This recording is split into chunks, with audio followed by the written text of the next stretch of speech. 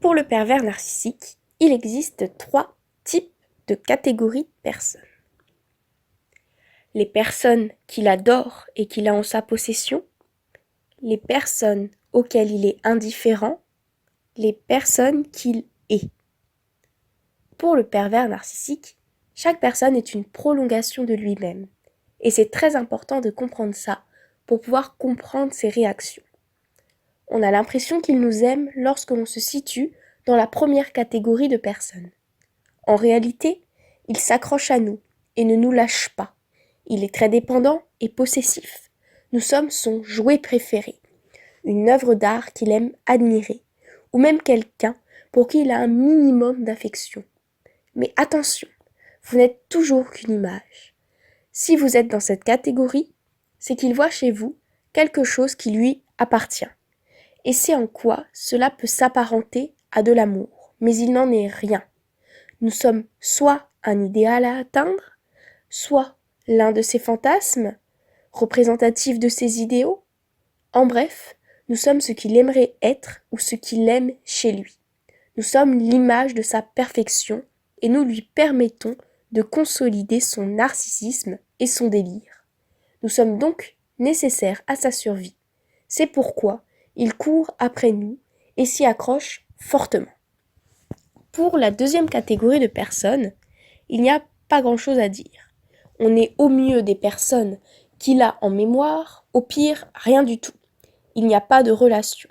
Normalement, un simple collègue aurait été en relation avec nous, même si cela reste superficiel, il y aurait quand même eu une forme de relation. Avec le pervers narcissique, ça n'existe pas. Il s'en fout. Il n'y a aucune possibilité de créer une quelconque relation.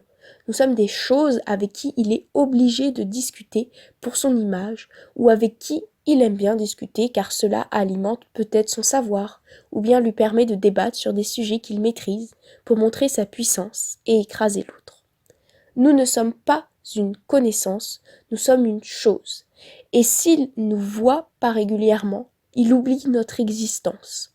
C'est un peu comme une chaise avec qui il a passé un bon moment en s'asseyant dessus, puis ensuite il s'est levé et est parti marcher. Ainsi, il paraît logique de ne pas penser à la chaise sur laquelle on a été assise il y a 30 minutes.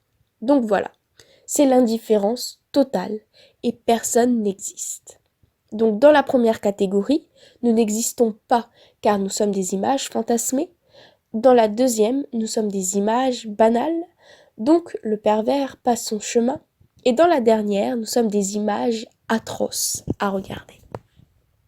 Nous allons à présent voir pourquoi ces images sont si atroces à regarder, donc la troisième catégorie. Il y a 2 types de personnes dans cette troisième catégorie. Les personnes qu'il est pour leurs défauts et leurs imperfections, et les personnes qu'il est pour leurs actes. N'oublions pas que chaque personne est une prolongation de lui-même, donc une personne doit être parfaite, sinon son ego ne supportera pas, son narcissisme ne peut tenir, il n'est pas assez solide pour supporter la moindre imperfection.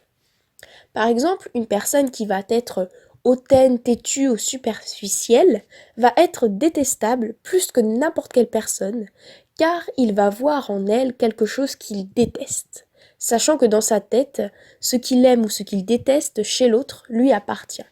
Il va donc se défendre et anéantir l'autre personne, tout simplement parce qu'il est incapable d'accepter ses défauts qui créent un désordre dans son narcissisme qui est déjà à la limite de la survie.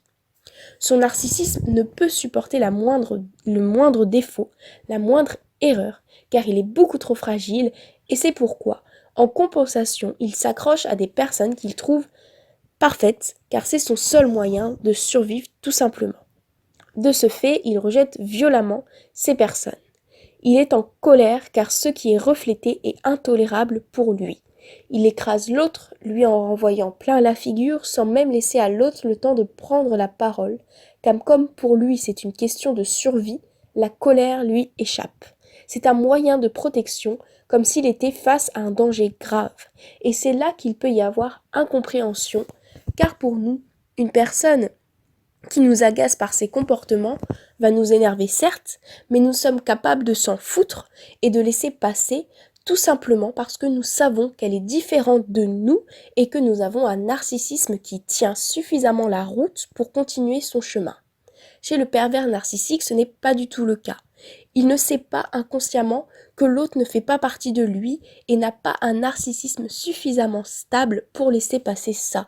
Donc voir chez l'autre un quelconque défaut, c'est voir chez lui la même chose, ce qui est insupportable. Donc il faut chasser tout cela. Il y a également les personnes qu'il hait par leurs actes, c'est-à-dire les personnes qui ont fait quelque chose qui l'a profondément heurté. Il prend tout pour lui, il est en quelque sorte susceptible à outrance, et si une personne lui fait une crasse, ou bien une crasse à la première catégorie de personnes, il va le prendre comme une atteinte à son narcissisme, et de façon complètement irraisonnée, il va haïr l'autre, même s'il s'agit d'un acte futile. La moindre action peut être fatidique. Je rajouterai même qu'il y aurait une 4e catégorie de personnes qui réunirait les 3 premières. Une personne qui, par exemple, aurait été idéalisée par lui, puis qui aurait titillé chez lui quelque chose qu'il ne maîtrise pas ou qu'il ne peut pas voir. Et donc, il ne l'aurait non pas basculé dans la 3e catégorie de personnes, car c'est un beau tableau, mais il la basculerait dans une 4e catégorie, c'est-à-dire celle des gens qu'il ne peut plus regarder, car elles ont dépassé le stade de l'image. Or, si le pervers narcissique se confronte au monde réel, il explose. D'où l'importance qu'il reste dans son monde d'illusions, de fantasmes, où tout s'arrête à la surface, à l'image, sinon c'est le drame. Sa folie est finalement le seul mécanisme de défense face à ces manquements.